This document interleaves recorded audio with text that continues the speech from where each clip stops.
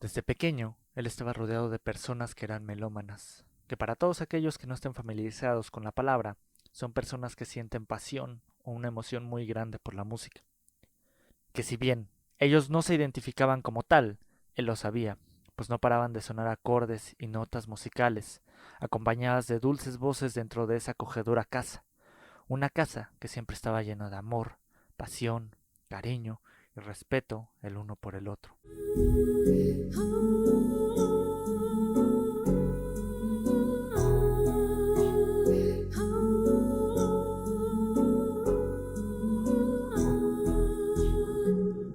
Crónicas de una vida por Alonso J. Capítulo 5. Música. Todo empezó con el abuelo, pues cada día al terminar su larga jornada laboral prendía aquel estéreo acompañado por 5 bocinas. Al prenderla, darle vida y seleccionar el disco de su agrado, religiosamente daba ambiente a todo el hogar, poniendo aquella banda de cumbia o sonidos regionales para solo sentarse y ver a través de la ventana, y poco a poco subir el volumen lo más posible para apreciar aquellos acordes que lo hacían sentir vivo, que lo hacían sentirse conectado con lo que escuchaba, cada tambor, marimba, guitarra o piano, sin faltar la voz que acompañaba algunos discos, pues al abuelo le gustaba escuchar una amplia variedad de géneros, siempre y cuando hubiera un instrumento de por medio. Era un gran amante del arte musical, no era para más que algunos fines de semana, cuando la marimba adornaba toda la calle, él los llamaba, y a cambio de unas monedas los hacía pasar a su casa con el fin de compartir y armonizar todo el lugar. Escuchar a los músicos siempre fue placentero, y verlo siempre tan feliz cuando llegaba la marimba era como su Navidad. Vieja, vieja, mira, ahí vienen los de la marimba. Diles que pasen y ahorita les bajo a darles unos pesos. Exclamaba el abuelo, emocionado, extasiado y contento al verlos dentro de su casa, decorando todo el lugar donde lo hacían sentirse vivo. Realmente amaba la música con todo su ser, y eso lo hizo hasta el último día. Ángel se percató de ello a una temprana edad, y disfrutaba con aquellos ritmos que eran nuevos para él, pues aún era muy joven para conocer qué es lo que lo hacía sentir bien. Él no era el único, pues cuando el abuelo ya no pudo más con una enfermedad que acabó con su vida, no solo les dejó una gran cantidad de valores, un hogar y una profesión, sino también ese gusto y pasión por la música a cada uno de los 9 hijos, unos en mayor cantidad que otros. Uno de sus hijos, cada que se trasladaba de su casa al trabajo, la música no faltaba, pues siempre lo acompañaba. Dentro y fuera del trabajo, había heredado el gusto de su padre, siempre con una pequeña radio sonando en aquel taller donde él y sus 5 hermanos trabajaban.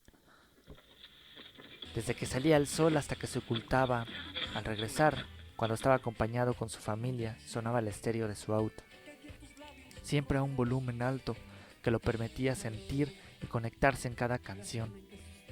Los gustos eran diferentes a los del abuelo, sin embargo, no le hacía el feo a ningún género.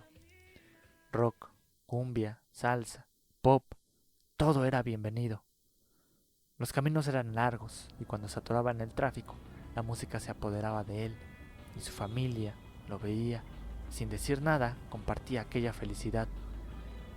Desde ahí, su hijo fue creciendo en esos caminos llenos de armonías. Empezó a crear su gusto musical, que fue heredado por ambas partes, su abuelo y su padre, quienes eran el mayor ejemplo de melomanía, pues ninguno de ellos podía vivir sin haber escuchado un solo día una nota o canción de aquellos artistas que alegraban la existencia.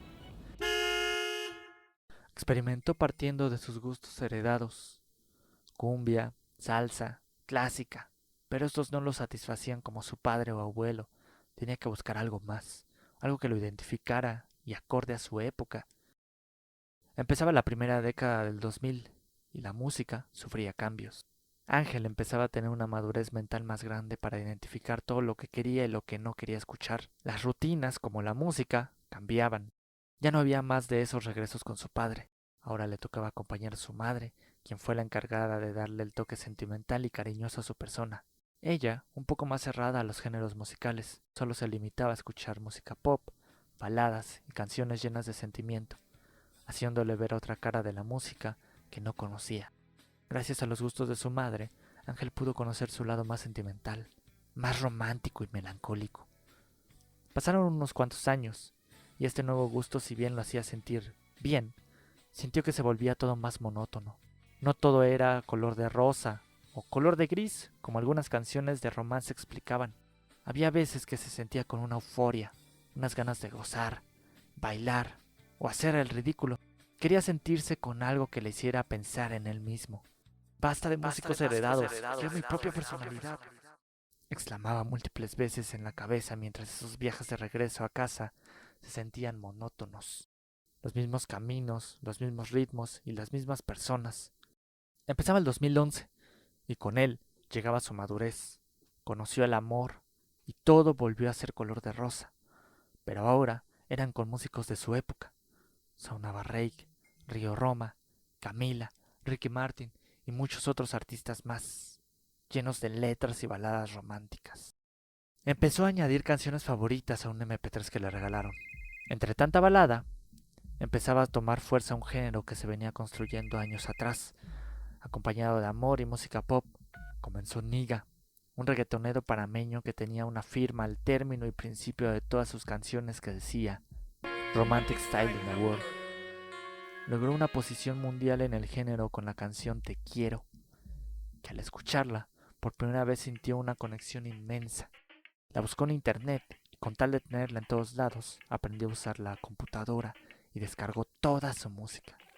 Y algunos éxitos más de aquel género en auge. Pero Te Quiero se volvió especial, pues lo hizo identificarse como una canción que era para su época.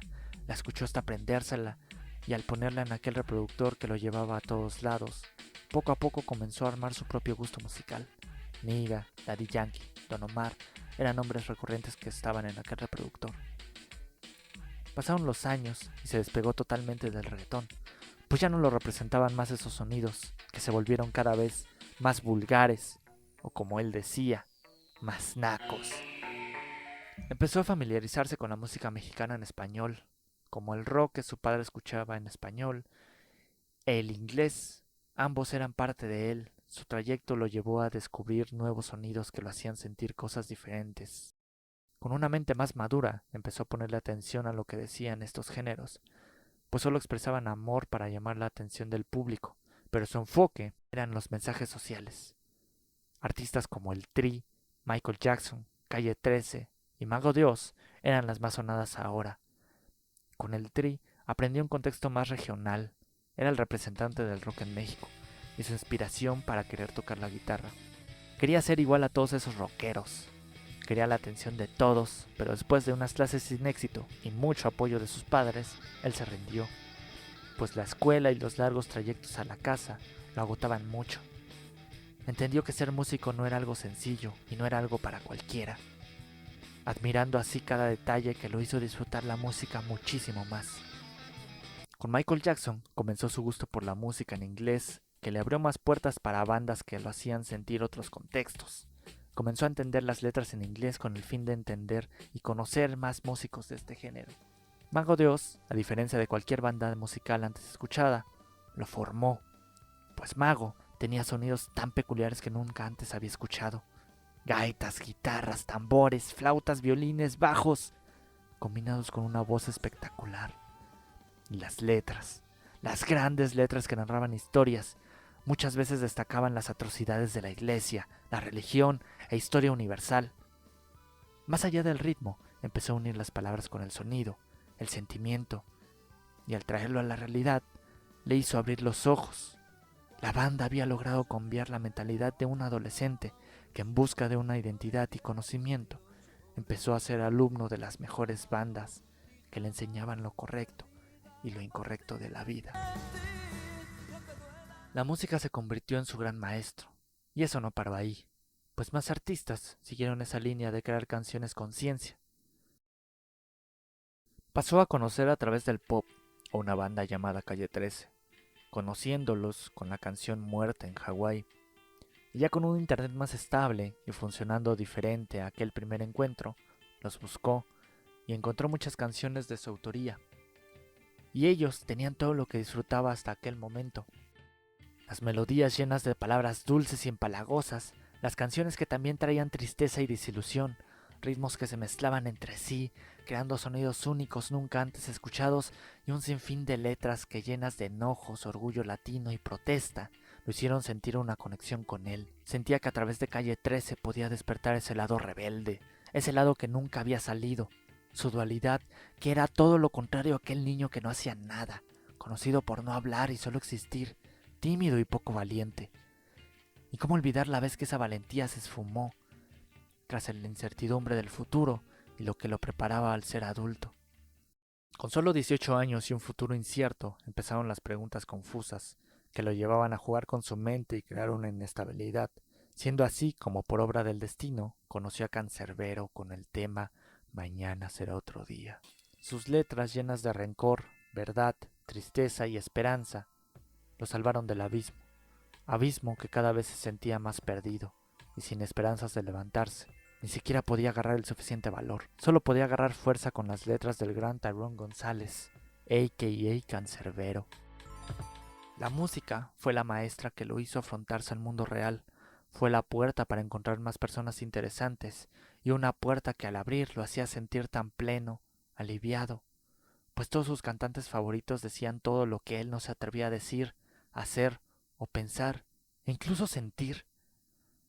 A través de la música tuvo paz, esa paz como la que su abuelo sentía tras una larga jornada de trabajo y desaparecía al tocar el primer acorde. Una paz que su padre durante el tráfico, cuando prendía la radio y ponía su disco favorito, podía experimentar, pues creaba un momento donde solo él, su familia y el auto y la música eran uno mismo. Comprendió la magia detrás de la bocina, la magia detrás de esos músicos que alegraban la casa al pasar con la marimba y lo hacían sentir paz. Paz que su abuelo sintió tras irse al último son del toque.